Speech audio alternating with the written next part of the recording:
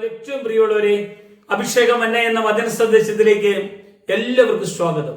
ഇന്ന് ചിന്തയ്ക്ക് ആധാരമായ ദൈവവചനം അപ്പോസ്തല പ്രവർത്തനം 4-ാം അധ്യായം 19-ാമത്തെ വചനം. അതിന് പത്രോസും യോഹന്നാനും, ദൈവത്തെക്കാൾ അധികം നിങ്ങളെ അനുസരിക്കുന്നത് ദൈവത്തിന്റെ മുമ്പാകെ ന്യായമോ എന്ന് വിധിപ്പിൻ. ഇവിടെ പുരോഹിതന്മാരുടെ മുമ്പിൽ, ന്യായാസനത്തിന്റെ മുമ്പിൽ നിൽക്കുന്ന പത്രോസിനെയും കൂട്ടരെയാണ് കാണാൻ കഴിയുന്നത്. ഇവർ നിൽക്കാനുള്ള ഒരു കാരണമുണ്ട്.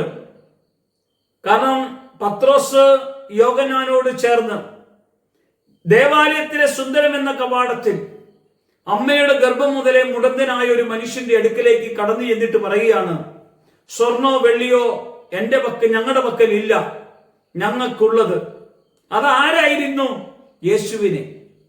യേശുവിനെ ആ മുടന്തനായ മനുഷ്യന് കൊടുത്തു കഴിഞ്ഞപ്പോൾ അവന്റെ കണങ്കാൽ ഉറച്ചു.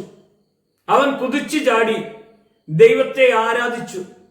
വലിയൊരു അത്ഭുത പ്രവൃത്തി, ഇതുവരെയും കാണാത്തതും ഇതുവരെയും അനുഭവിക്കാത്തതുമായ ഒരു ദൈവപ്രവൃത്തി അവിടെ അനുഭവിച്ചു കഴിഞ്ഞപ്പോൾ ആ മനുഷ്യൻ ദേവാലയത്തിന്റെ പുറത്തായിരുന്നു. അകത്ത് കയറി ദൈവത്തെ ആരാധിച്ചു.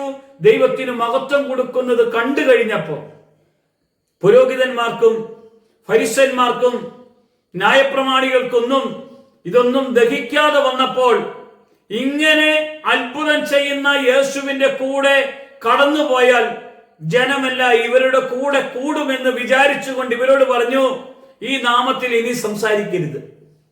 ഇവർ യേശുക്രിസ്തുവിന്റെ നാമം സംസാരിക്കരുതെന്ന് പറഞ്ഞപ്പോൾ പത്രോസും കൂട്ടുകാരും ഇങ്ങനെയാ പറഞ്ഞത്, ദൈവത്തെക്കാൾ അധികം നിങ്ങളെ ആരെയും അനുസരിക്കുകയില്ല. ഈ ഒരു നിശ്ചയദാർഢ്യം നമ്മുടെ ഉള്ളിൽ വേണം.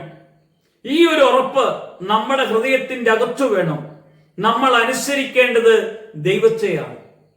നമ്മൾ അനുസരിച്ച് ജീവിക്കേണ്ടത് ദൈവത്തെയാണ്.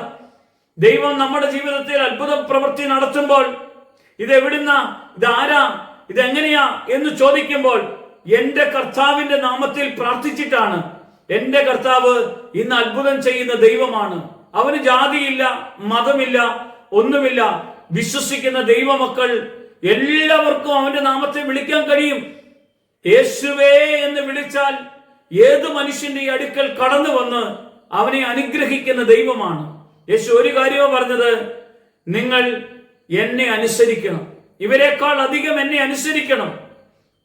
എന്നെ അനുസരിക്കുന്നില്ലെങ്കിൽ നിങ്ങളുടെ ജീവിതവും നിലനിൽപ്പും ഇല്ല. എന്നെ അനുസരിക്കണമെന്ന് മാത്രമാ കർത്താവ് പറഞ്ഞു. അതുകൊണ്ടാണ് പത്രോസ് പറഞ്ഞത്, ഞങ്ങൾ നിങ്ങളെക്കാൾ അധികം എന്റെ കർത്താവിനെ അനുസരിക്കും.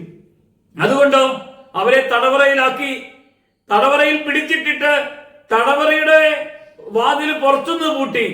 എന്നാൽ അവരാണോ ആ ഉള്ളിൽ നിന്ന് പുറത്തു കൊണ്ടുവരാൻ കഴിയുന്ന ഒരു കർത്താവുണ്ട്. ഏത് അവസ്ഥയിലും നിങ്ങളെ പൂട്ടിയിട്ടാലും കർത്താവ് നിങ്ങളെ കർത്താവിന് വേണ്ടി കൊണ്ടുവരും. പ്രിയമുള്ളവരെ, ഈ ഒരു മഹത്വവും സ്നേഹവും കൃപയും അനുഭവിക്കാനാണ് ഈ വചനം നിങ്ങളുടെ ഹൃദയത്തിലേക്ക് കർത്താവ് അയക്കുന്നത്.